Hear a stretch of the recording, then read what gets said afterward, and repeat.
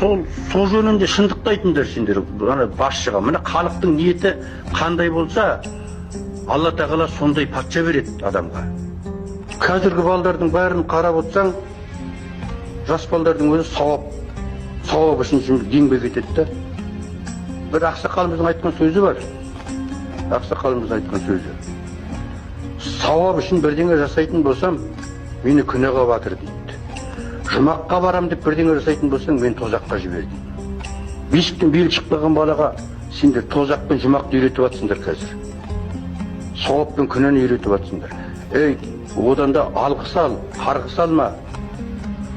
Алғыс алған бала халықтың қошеметіне бөленген балаға Алла разы болады деген сөз қайда? Қазақи сөздер қайда?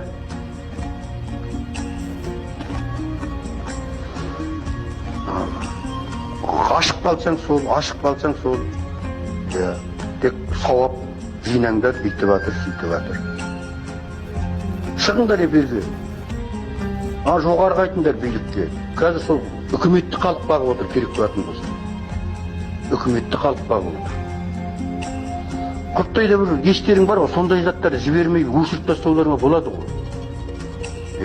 Бірден анау соны өлімді ойлатқанша балдарға болашақты ойлатып өсіру керек. Олар баяғыда мені немен бағасын дейді әке шешеміз, құттай күніміз. Сармаймен бағамыз дейді. Міне мәселе қайда жатыр. Олар сонда қартаятынын біліп отыр. Мен Алла ғұмыр берсе қартаям. Сонда мені тастап кетпей, мені арулап көметін балам мен иманды келінім болса екен деп қызды жатқа тәрбиелейді дейді. Екі күннің бірінде ажырасып отыр ғой. Екі күннің бірінде талақ деп неше түрлі қатын алып отыр осы діндарлардың көбі.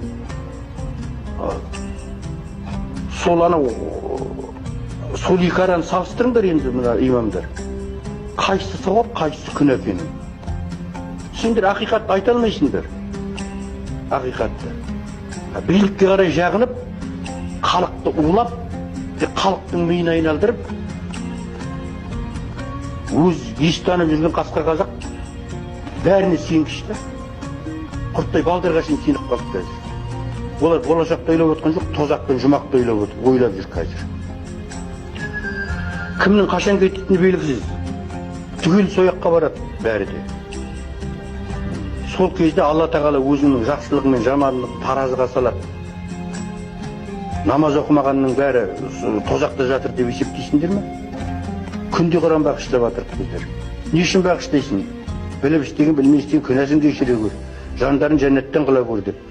Пенденің сұрағанын Алла береді десе, сол намаз оқымай, ниеті ақ, пейілі кең ата бабаларымыз, әке шешелеріміз, оны Құдай біледі қаяқта жатқанын. Мен айыпқа бермем, тіпті мұны жаман болып кетті қазір дейтін. Дардай адамдардың соған сенгіш болып қалды. Намаз ол парыз, оқы жөніңе жүр. Өзің жамандық жасама, қолынан келсе қол ұшыңды бер. Жоққа жүйек жетпейді. Жақсылық естен кетпейді. Маңдайларын сәждеге дейін Аллах деп.